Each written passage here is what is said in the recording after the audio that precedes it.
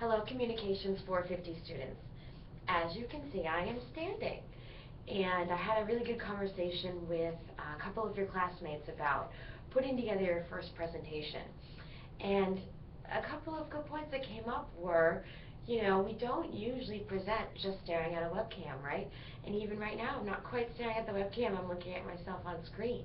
So there's something you can do about that as well. But first, I want you to think about your first presentation and potentially either moving your webcam, which is what I just did. I have this beautiful white wall behind me. You can do something a little bit more colorful, but try not to put something distracting behind you. Or you could have somebody videotape you, which is what Julie and I were talking about as a possibility for your first presentation. What this does, as you can see, is that I'm able to be a lot more dynamic in terms of presentation. You can see my hands, you can see my movement if I wanted to move around, if I wanted to use some type of presentation tool, you'd be able to see that. So I'd like you to consider potentially using some mode in which you can be standing and actually presenting. We're going to keep working on that technology in terms of how can we run our speech classes the best that we can when we're not live in the classroom. So I would like to see a little bit more presentation mode in your first video as we progress away from those introductions and into actual presentation. So see what you can do with your webcam or with potentially having somebody else videotape the speech for you. And you'll see, as I'm feeling right now, is that things change when you're standing. So the other thing we discussed is that right now I am staring mostly at myself doing my presentation. However, I should really be looking at my webcam because that would make you feel like I was staring directly at you, which I'm doing right now. So a good way to practice that is that you can actually put a sheet of paper over the actual screen that you're presenting into, right? Just don't block your webcam, and then you can't see yourself presenting, but you are still looking directly into the camera and doing a presentation where you're not being super conscious about what you look like and how your hair looks and your movements. So that's a more natural way of speaking. That's usually how we speak.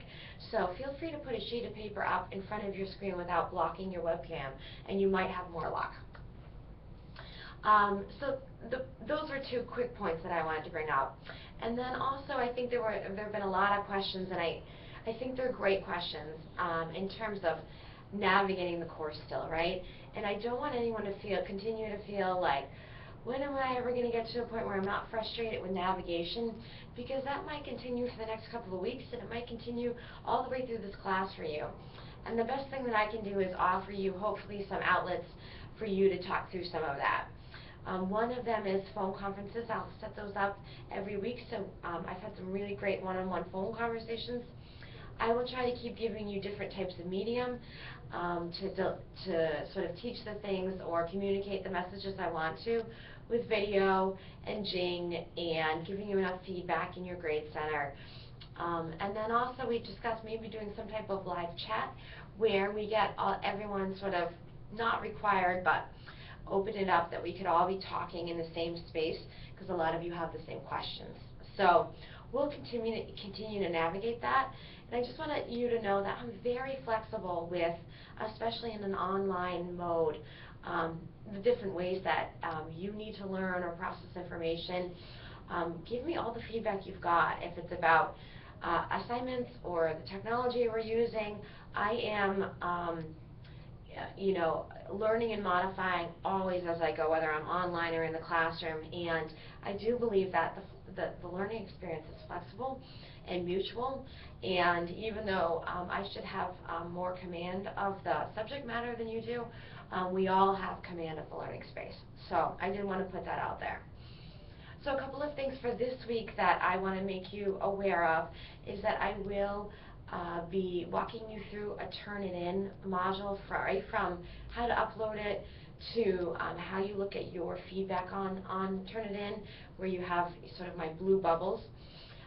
So for right now, I'm just uploading those Jing recordings right now, but know that you can go directly into either grades or your or the assignment right and Turnitin.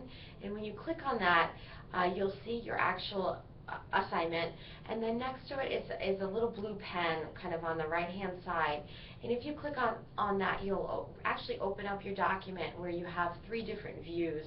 One is peer mark, which we haven't used for this, grade mark, which is where my comments are, and then originality, where they compare your paper to other online sources to see if you're crediting your sources correctly. So the most important one for this feedback, and for most of our Turnitin assignments, will be grade mark, where you see your grade out of 100, and then you also see blue little bubbles, where if you put your cursor over them, you'll see my actual comments in a text box. So I want to make sure you're all able to do that. If you didn't turn your assignment in to turn it in, and you turned it in via email, then I will actually be looking at your document and rating you directly back in an email. But from now on, as you turn them in to turn it in, it's nice because I can actually write directly into your document and give you feedback. Okay, so I want you looking for that. The other feedback were the learning checks, the learning check 1, which is where I was able to actually write your answers directly into the quiz. So you should see, when you open that quiz up to see your grade, you should see my individual comments on each of the questions. And the very last one was the discussion board where you put your first video up. That got confusing because I actually didn't make that an assignment, so I couldn't grade it directly in the discussion board. I'm working on getting those grades calculated in there, but for right now I'm sending you messages back with feedback. So individual messages on Moodle you'll get from me, where I give you a grade out of 25, and I give you individual feedback.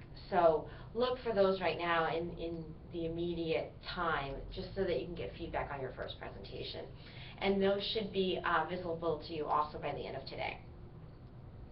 Okay, so that's how you're getting some of your grades back. Please let me know if you're not getting feedback or you need further feedback, and we can either have a phone conversation or I can send you additional feedback. Okay, so this week we're working on delivery outlines, right?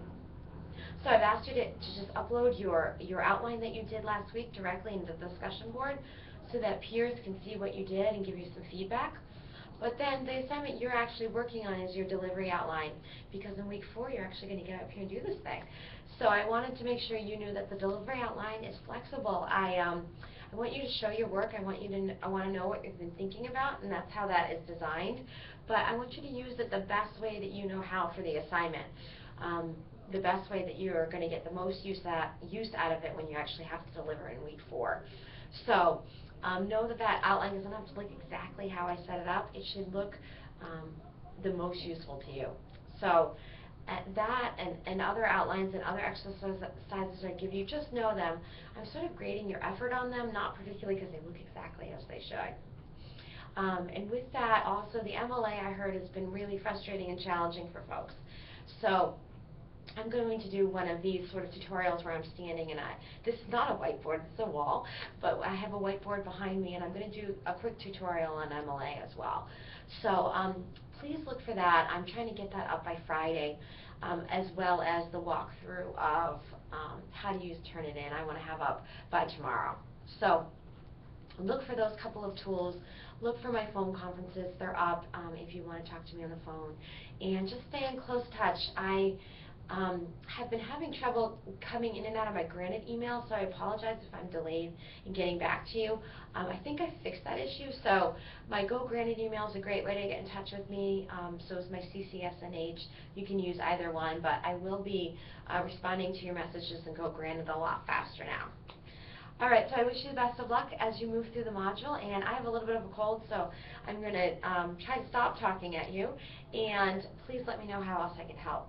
Okay, thanks all.